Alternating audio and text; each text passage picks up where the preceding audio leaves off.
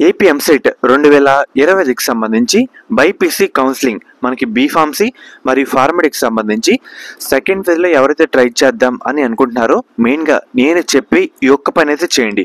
మీకు చాలా హెల్ప్ అయితే కావడం జరుగుతుంది. ఎందుకంటే చాలామంది విద్యార్థులు ఫస్ట్ ఫేజ్లో సీట్ వచ్చినా రిపోర్టింగ్ అయితే చేయరన్నమాట. రిపోర్టింగ్ చేయకపోతే ఆ సీట్ మొత్తం ఖాళీ సీట్ కింద తీసుకొని సెకండ్ ఫేజ్లో యాడ్ చేస్తారు. మెయిన్గా ఫస్ట్ ఫేజ్లో ఎలా ఆలోచిస్తున్నారంటే విద్యార్థులు సీట్ వచ్చినా సెకండ్ ఫేజ్లో పార్టిసిపేట్ చేద్దాం అని అనుకుంటున్నారు. ఇన్ కేస్ సీట్ వచ్చినా రిపోర్టింగ్ చేయని విద్యార్థులు కూడా ఉంటారన్నమాట. ఎవరైతే సెకండ్ ఫేజ్లో పార్టిసిపేట్ చేద్దాం అని అనుకుంటున్నారో మెయిన్గా ఈ నేను చెప్పే వర్క్ అయితే ఇప్పుడే కంప్లీట్ చేసేయండి అన్నమాట. ఒక్కసారి వెబ్సైట్ ఓపెన్ చేసుకుంటే మనకి ఫార్మ్స్ అనే కాలంలో కాలేజ్ వైజ్ అలాట్మెంట్ అని ఒక ఆప్షన్ అయితే ఉంటుంది అన్నమాట. దాని మీద ప్రెస్ చేస్తే మీరు వెబ్ ఆప్షన్లో సెకండ్ ఫేజ్ సంబంధించి ఏ కాలేజీలో పెట్టుకుందాం అని అనుకుంటున్నారో సో ఒకసారి సెలెక్ట్ చేసుకోండి. ఉదాహరణగా ఒక కాలేజ్ అయితే ఓపెన్ చేయండి. ఓపెన్ చేసిన తర్వాత దాని పక్కన మనకి ఫార్మడీ బీఫార్మసీ అనే కోర్సు సెలెక్షన్ కూడా ఉంటుంది అన్నమాట. ఏదైనా మీకు నచ్చిందైతే సెలెక్ట్ చేసుకొని ఆ కాలేజ్లో సబ్మిట్ అయితే చేయండి.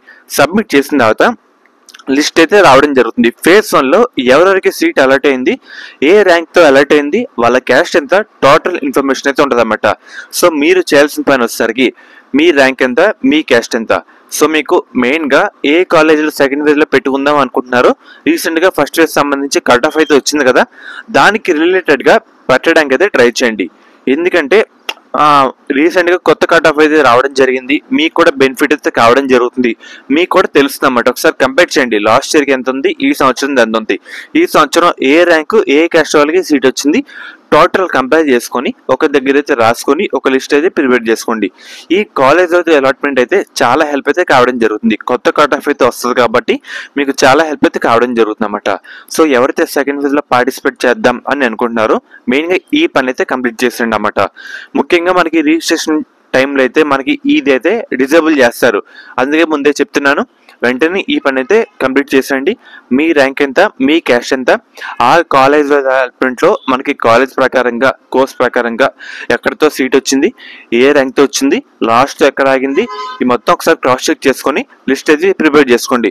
మనకి రిజిస్ట్రేషన్ స్టార్ట్ అయిందో మనకి మొత్తం అయితే డిజేబుల్ చేస్తారు. సో అందుకే చెప్తున్నాను, అంతలోపు ఈ పని అయితే అందరు కంప్లీట్ చేసుకోండి. ఎవరు కంగారు పడకండి.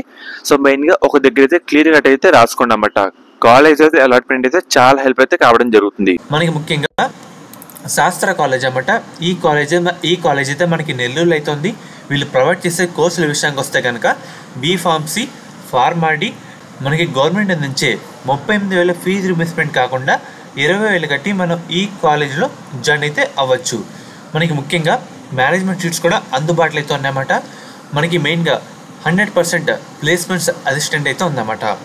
మీరు డైరెక్ట్గా దీంట్లో ఒకే క్యాంపస్లో వేరు వేరు బిల్డింగ్స్లో అయితే ఉన్నాయి. అమ్మాయిలకి సేఫ్టీ పరంగా శాస్త్ర college of pharmaceutical science for women అనే కాలేజ్ అయితే ఉంది. అండ్ అలాగే మనకి కో ఎడ్యుకేషన్ కూడా ఉందన్నమాట. మీకు నచ్చిన దాంట్లో జాయిన్ అయితే అవ్వచ్చు. మీకు ఎటువంటి డౌట్ ఉన్నా డిస్క్రిప్షన్లో ఒక నెంబర్ అయితే ప్రొవైడ్ చేస్తాను. ఈ కాలేజ్ అయితే మనకి నెల్లూరులో అయితే ఉందన్నమాట. డైరెక్ట్ అయితే జాయిన్ అవ్వచ్చు. అండ్ అలాగే ఒకసారి మీకు అయితే స్క్రీన్ మీద చూపిస్తానమాట. మీకు ఎటువంటి డౌట్ ఉన్నా స్క్రీన్ మీద కనిపిస్తున్న నెంబర్కి ఒకసారి కాంటాక్ట్ అయితే అవ్వండి. వాళ్ళు మిమ్మల్ని గైడ్ చేస్తారు. A to Z ఇన్ఫర్మేషన్ వాళ్ళైతే చెప్తారన్నమాట. శాస్త్ర college of pharmaceutical science for women. College code విషయానికి వస్తే SPSW. కో ఎడ్యుకేషన్ కూడా ఉంది. కాలేజ్ కోడ్ విషయానికి వస్తే SC1 SPRC.